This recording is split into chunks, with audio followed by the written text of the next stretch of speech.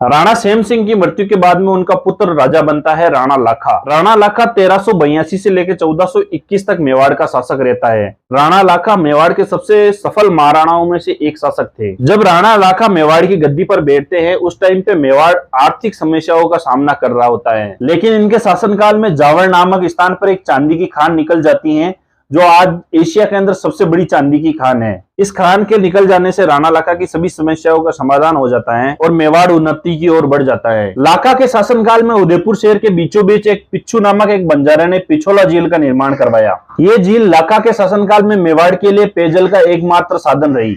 राणा लाखा के जीवन का सबसे बड़ा रोचक तथ्य यह है कि उन्होंने अपने जीवन के अंतिम दिनों में मारवाड़ के राजा राव की बेटी राजकुमारी हंसा से विवाह किया, लेकिन यह विवाह इस शर्त पर हुआ कि जो राणा लाखा का सबसे बड़ा बेटा था चुंडा, वो मेवाड़ का उत्तराधिकारी नहीं बनेगा, बल्कि जो हंसाबाई का बेटा होगा वो ही मेवाड़ का उत्तराधिकारी बनेगा। और हुआ भी ऐसा ही। आगे चलकर जो हंसाबाई का बेटा हुआ मोकल, वो आगे जाकर मेवाड़ का शासक बनता है। इसीलिए पिता के वचनों की वजह से चुंडा को राजस्थान का भीष्म पितामह कहा जाता है। राणा लाखा को इसलिए भी मेवाड़ का सबसे सफल शासक कहा जाता है क्योंकि उन्होंने जो तुगलकों का मुख्य ठिकाना था बेहतरगढ़, उसको नष्ट करके बदनौर की स्थापना करी थी। राणा लाखा ने बिहार तक अपना राज्य का विस्तार किया और वहां पर जो तीर्थ यात्रा कर था उसकी समाप्ति करी। राजस्व वृद्धि के साथ साथ उन्होंने अलाउद्दीन खिलजी के द्वारा नष्ट किए गए महलों और मंदिरों का पुनर्निर्माण भी करवाया। जलाशय और झीलों की खुदाई करवाई। उन्होंने शेखावटी के साकला राजपूतों पर विजय प्राप्त की और अपने पिता की तरह ही सुल्तान फिरोज शाह तुगलक के नेतृत्व में आई दिल्ली की शाही सेना को हराया। राणा लाखा एक अच्छे शासक के साथ साथ में एक अच्छे संगीतज्ञ भी थे।